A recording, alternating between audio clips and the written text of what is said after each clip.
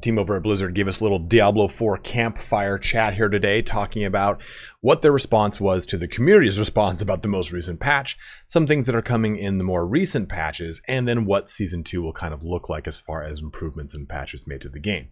So in this video today, we're going to go through a lot of that stuff, kind of unpack it and talk about it a little bit. But in my typical fashion of just trying to upfront the amount of knowledge in this video, let me just kind of give you the crash course spark notes of what happened in that Campfire Chat. Then you can stick around for me talking about the rest of the chat for my own opinion or other things like that if you so wish. So here are things that they said are kind of coming or they're working on or what have you. But if you were looking for a stash tab, that will be coming in the next patch. Also, elixir stack sizes will be increased to 99, and that dedicated gems tab that we were hoping for will actually come in Season 2. Season 2 will also be featuring a rework to both the damage reduction system and resistances. So how armor and resistances actually play together in the damage reduction system will be talked about as well. Build loadouts is something that a lot of people have requested. It's not currently on their roadmap, and they're kind of discussing how to accomplish that and if they possibly can. They also talked about how Uber uniques and uniques, how we can kind of acquire them. So the drop rate for Uber uniques will be increased, and they're going to be increasing the opportunity of those things, like the drop likelihood of what they can drop from is what I meant. Also, they're going to be finding ways to make it so the particular unique items and or legendary aspects will be easier to find in Season 2, unfortunately. A legendary drop chance for stuff like loot goblins is going to be increased though as well, because loot goblins are kind of lackluster right now. Sorcerer and Barbarian will be getting significant buffs in the coming next few weeks that they said. And there will be a substantial increase to the mob density in Hell Tides and Nightmare dungeons. And I'm trying to get a hold of the patch notes prior to actually releasing this video, and if I get the patch notes for it, we're supposed to be having a hotfix today that deals with changes to Nightmare dungeons, possibly increasing their mob density and or lowering the difficulty of those Nightmare dungeons. So if I get that by the end of this video, me recording it, I will put it at the end of the video here. But also we'll be looking at a reduction in the cost of skill respecs and an adjustment to making it so that grinding from level 50 to 100 is not as terrible. Right now they said it feels too much like a job, and they want to try to break that barrier down a little bit. But honestly, that is the big spark notes of what they talked about in the Campfire Chat. There's definitely more to be discussed as far as what it pertains to vuln damage and crit damage, damage reduction, everything like that. And I'll expand that later. But if that's all you wanted to know about that Campfire Chat and you're free to just kind of go about the game from here on out, please feel free to shut the video down. But before you do, please don't forget to like, comment, and or subscribe. All those things do truly help me out in a very, very huge way, and I would vastly appreciate it. I almost said appreciate it, but I would appreciate it. But if you are heading out too, don't forget to check me out on Twitch, where I do stream Diablo 4, and I will be streaming Baldur's Gate 3 quite a bit. Let's get started here on the Diablo 4 Campfire Chat and what went down. So the big thing to talk about up front, I think, is a lot of the changes that occurred. And I've already kind of talked about this a little bit when it comes to the damage changes that occurred, the damage reduction that occurred, and how most of it doesn't truly phase me. I think stuff like the vuln damage decrease by 40% was a good overall move. Maybe a little drastic. It probably could have been 20 or 30. But you have to remember too that is on affixes. So if something increases your vuln damage by 40%, let's just say 30% because it's easier math, I think, or it's easier to visualize. If some affix increases your vuln damage by 30% and they've reduced it by 40%, that means it's 12% less, right? So now it does 18% more vuln damage. It's not that it's not that the bucket itself has been diminished. And what they said was that the bucket itself is operating way beyond what they wanted it to. They didn't want vuln damage to be something everyone took with all their builds. And the way it was kind of scaling out was you had to take vuln damage and you had to take crit damage, and then you pretty much just had an easy paved route towards the end of the game. They wanted vuln damage to be an option, and it's why they've increased so many of the additive damage bucket affixes. So stuff that says damage versus close enemies, physical damage increase, damage versus poisoned, all those things are in your additive bucket. And the nerf 2 to crit damage was to again make it so that if you didn't have a crit damage build, you weren't completely nerfed.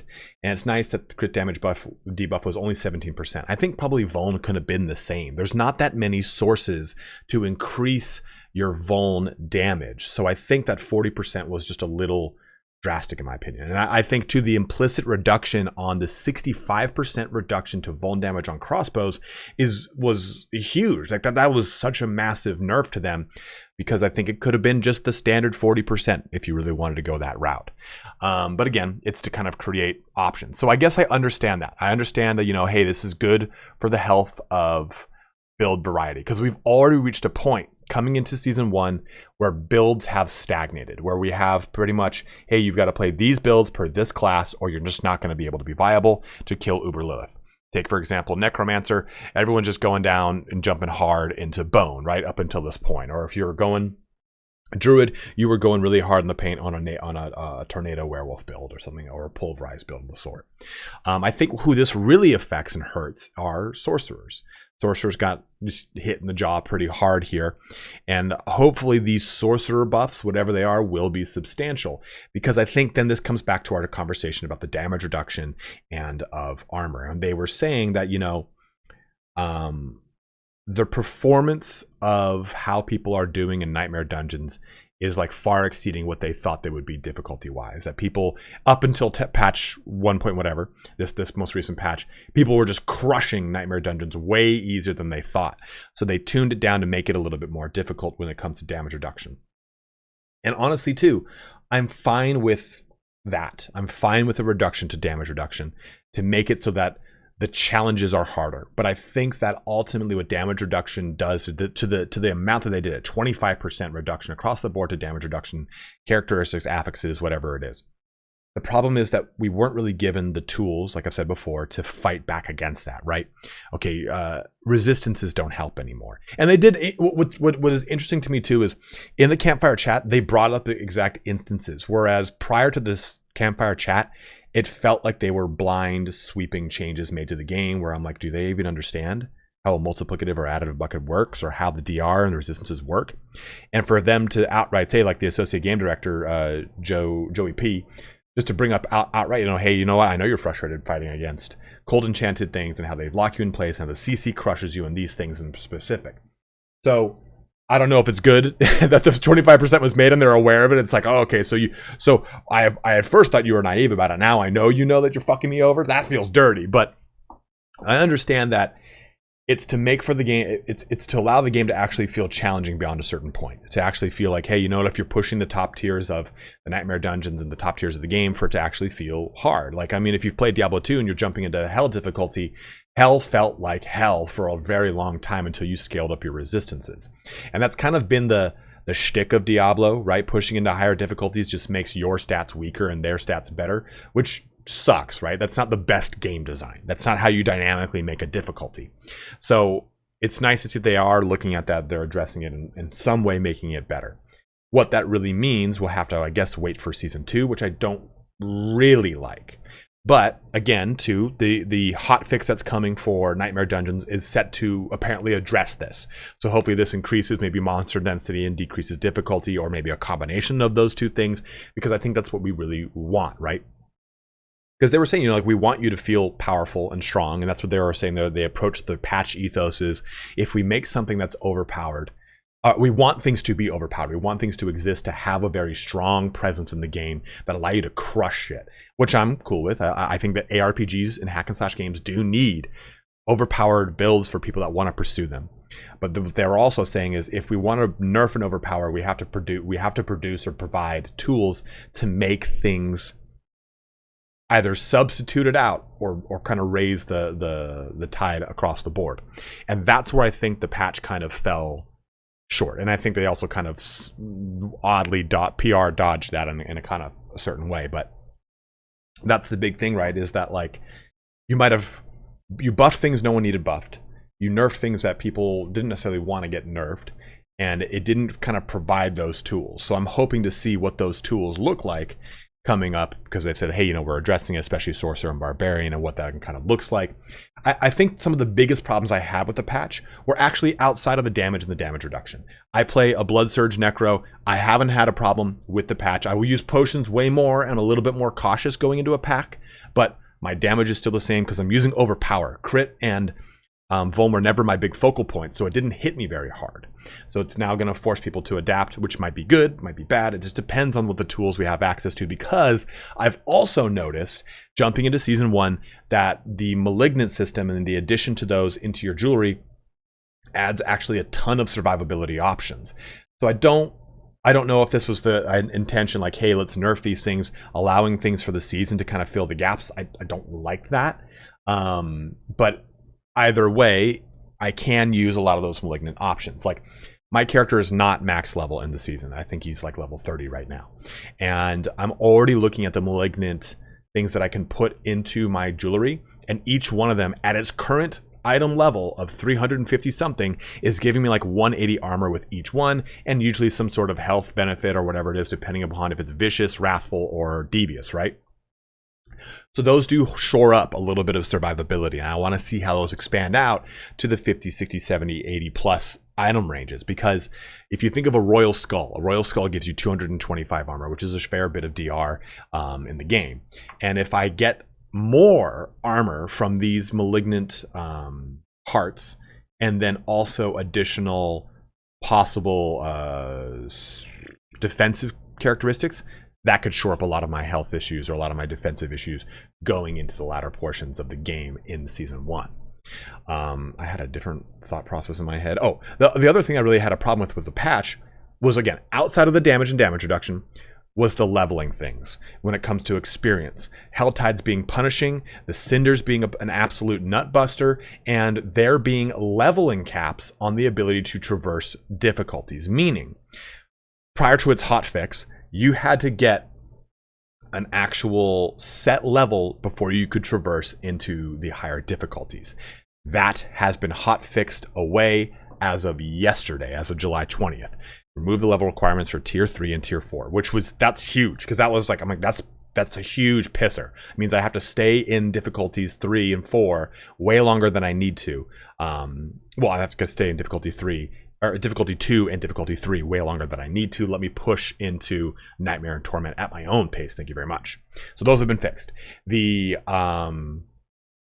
Cinders issues has been fixed, because that was a bug with the Cinders not dropping how they were supposed to, because I guess that people thought it was a shadow patch. So again, that's been fixed. Those were two of my real big issues.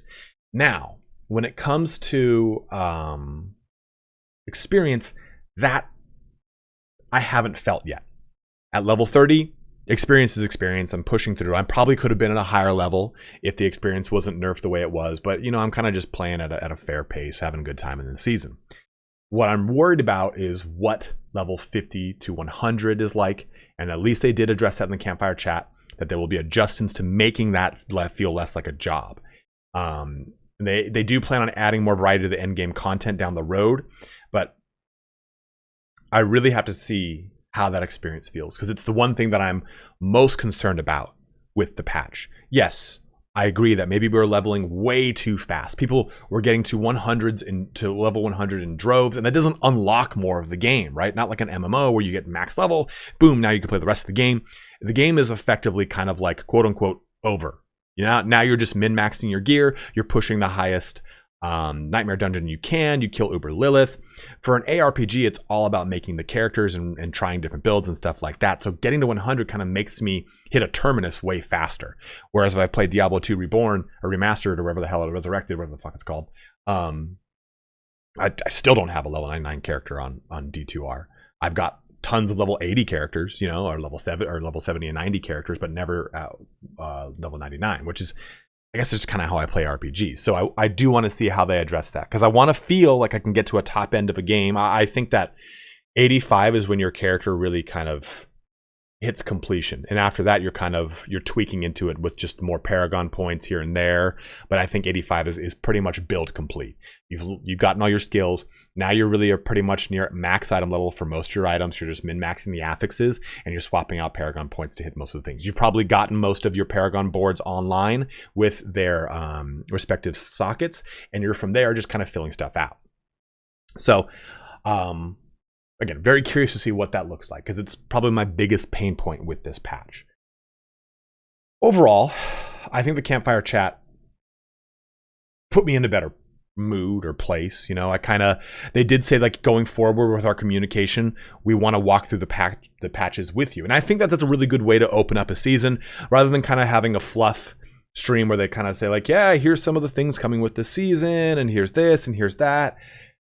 I don't really care so much about that. I like open up with that, cool, but give me like the patch notes from the developer's perspective, because otherwise, you know, that's the same thing I deal with every single game that I cover on this channel. I'm always looking at patch notes, and I have to kind of cryptically crack them open and read the runes and scry the bones, you know, and I don't really want to do that.